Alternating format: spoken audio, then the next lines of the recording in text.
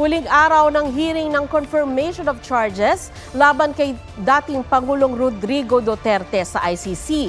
Patuloy na kinontra ng depensa ang mga argumento ng prosekusyon tungkol sa mga high-value target at legalidad ng listahan ng mga umano'y sangkot sa droga.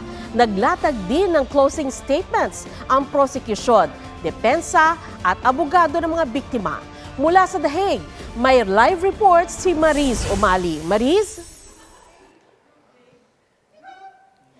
Sandra, tapos na nga ang pre-trial hearing o yung confirmation of charges hearing para sa mga kinakaharap na kaso ni dating Pangulong Rodrigo Duterte ng crimes against humanity for murder and attempted murder. At sa huling araw ay nagbigay na ng kani-kanilang mga closing statements ang prosekusyon, ang common legal representatives for victims at ang depensa. Mga argumento ng prosekusyon sa counts 2 at 3 ng crimes against humanity laban kay dating Pangulong Rodrigo Duterte ang sinagot ngayon ng depensa sa pagsumiti nila ng mga merito. Una nilang tinarget ang punto tungkol sa mga HVT o High Value Target. The term high value target appears throughout the prosecution's brief as though it is evidence of a coordinated plan to eliminate targets.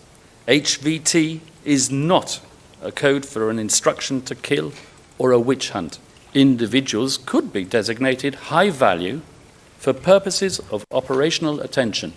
Sunod na kinontra ng depensa ang mga paratang na ang mga nasawi ay bunga raw ng planong pagpatay. In response to an imminent threat, in accordance with the rules of engagement repeatedly articulated by President Duterte, namely that lethal force was permissible only where life was in danger.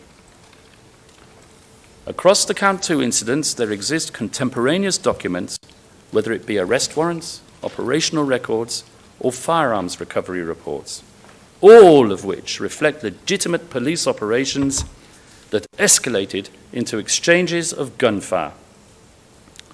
The general record does not substantiate a theory of wanton execution, yet the prosecution seeks to rely once again on the testimony of criminals spilling their hearts with a tacit understanding that they will never be prosecuted.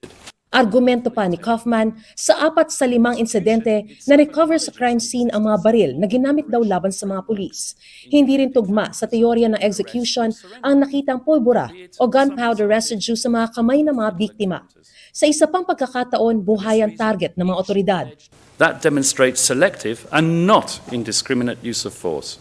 Pino na rin ni Kaufman ang isang testimonyang may mga baril na planted sa crime scene. Uncorroborated insider testimony raw ito. Ibig sabihin, hindi nasaksihan ang pagtatanim ng baril at isa lang daw assumption o palagay. Sa isang insidente naman, pinuna ng depensa na nakasandig lamang ang paratang sa sinabi ng isang individual na nabosesan daw niya si dating Pangulong Rodrigo Duterte. The alleged recipient of the telephone call himself was never interviewed, and another person present, on whom the prosecution relies for corroboration, did not hear the conversation.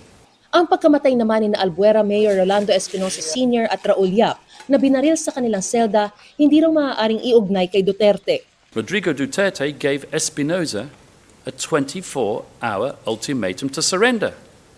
And surrender he did the following day. 4 days later, Rodrigo Duterte commended Espinosa for surrendering to Ronald de la Rosa, commenting that it was just as well that he did. What happened thereafter, as awful as it may be, had nothing to do with our client, and not one witness can say that. Habang ang operasyon laban sa napatay na si Ozamis Mayor Reynaldo Paruhinog, hindi raw maituturing na indiscriminate execution. The exchange of fire, as reported, is supported by the fact that gunpowder residue was found on 7 individuals, including on the mayor himself, and a paraffin test turned out positive on the person of one of the victims, indicating that he had discharged a firearm, something totally negating the gun plant theory. Also worth stressing that 4 individuals were arrested alive following the operation, and that one of them was subsequently sentenced to life imprisonment after the domestic courts rejected claims of evidence planting. Punto ni Kaufman, ang mga operasyon ay isinagawa sa utility level o antas na mga operatiba sa ibaba at hindi resulta ng utos mula sa rurok ng pamunuan. Tungkol sa mga barangay clearance operation kung saan sinabi ng prosekusyon na tinutukoy ang mga target sa pamamagitan ng isang listahan, ipinunto ni Kaufman na walang iligal sa paggamit ng listahan ng mga pinaghihinalaang sangkot sa droga, alinsunod sa lehitimong intelligence at law enforcement process. Pero hindi pa rin daw nito napatunayan na bahagi ito ng isang sistematiko at planadong atake laban sa mga sibilyan. Ipinunto pa ng depensa na sa karamihan ng mga insidente, ang paggamit ng puwersa ay dumaan sa administrative review at hindi clandestine o palihim na ginawa. Sinagot din ng depensa ang punto ng prosekusyon na pinipeke raw ang mga police report para palabasing self-defense ang ginagawa ng mga otoridad at ipasang sisi sa mga biktimang namatay. The defense can point to contemporaneous official records generated across different units or organizations that show clearly that in the majority of these incidents, the evidence reflects legitimate law enforcement operations involving spontaneous and reported exchanges of fire, I will conclude, in dubio pro reo. Tinalakay rin ni Attorney Kaufman ang kaso ni Benjamin Vista na di umano'y nanlaban at napatay habang inaaresto. There is no evidence that Mr. Duterte knew of Vista, that he directed the operation, or that he approved its planning, nor has the prosecution demonstrated that the incident would not have occurred in substantially the same way absent his alleged contribution. Sa punto naman na may mga napatay na menor de edad, iginiit ni Kaufman, maliban kay Kian de los Santos, wala raw na ipresentang birth certificate o iba pang corroborative evidence upang patunayan ang paratang na may iba pang mga bata. Matapos maglatag ng mga merito ang depensa, kasunod na ang closing statements. Sa usapin ng documentation, sabi ni senior trial lawyer Julian Nichols, kung bahagi raw ng trabaho ng chief of police ang pagpatay, hindi raw katakatakang hindi ito mailalagay sa mga police record. Malaki raw ang pananagutan dito ni Duterte dahil siya ang nagtatalaga ng mga opisyal na ang ilan ay umano'y co-perpetrator niya.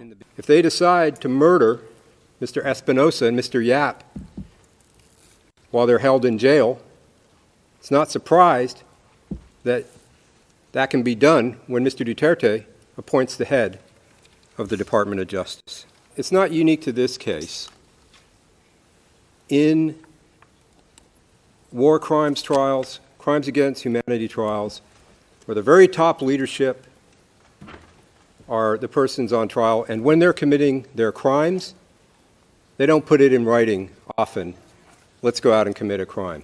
Muling iginiit ni Nichols na may mga testigo sila magpapatunay na noong mayor si Duterte at kahit nang maging pangulo na magsasabing ang ibig sabihin ng neutralize ay pagpatay. At sa kaso ni na Espinosa at Yap, nakalagay raw sa tinukoy ng PRRD list na na-neutralize ang dalawa noong araw na namatay sila. Sa sinabi naman ni Kaufman na walang direct order mula kay Duterte sa mga pagpatay, iginiit ni Nichols na sa Incident 1 ng kaso, may testigo silang makakapagsabi na narinig niyang iniutos ni Duterte bilang codename Superman. Para sa prosekusyon, walang dahilan para hindi malitis si Duterte. He must answer for the dead. The victims demand it. Justice demands it. Sa panig naman ng Common Legal Representatives of the Victims, sinabi ni Attorney Gilbert Andres na ikinalulungkot nilang muling naungkat ang nangyari sa mga napatay. Kinontra rin nila ang mga argumento ng depensa gaya ng hindi maituturing na may criminal intent ang matalumpati ni Duterte at ang pagpatay sa ilan ay hindi nangangahulugang pag-atake sa buong populasyon. Their murdered loved ones are being murdered again. Mr. Duterte's anti-drug campaign was really a war against the poor.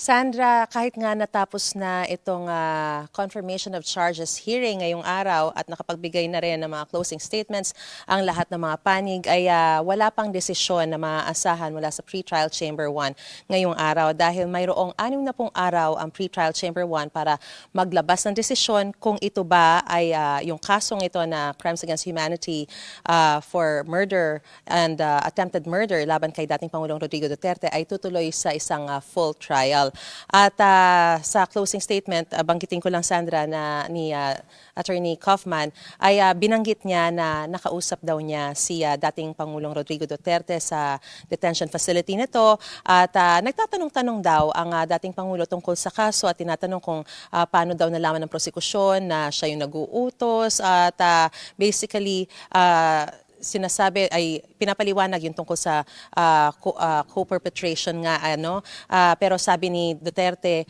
wala siyang dalawa na lamang dun sa 5 mga tao na nasa litrato ang kanyang naalala. Pero pagdating naman sa mga anak niya ay talagang nagla-light up daw ang mukha ng dating Pangulo. So ang description pa sa kanya ni Attorney Kaufman ay in good spirits naman ang dating Pangulo. Sandra? Maraming salamat sa iyo, Marie Zumali.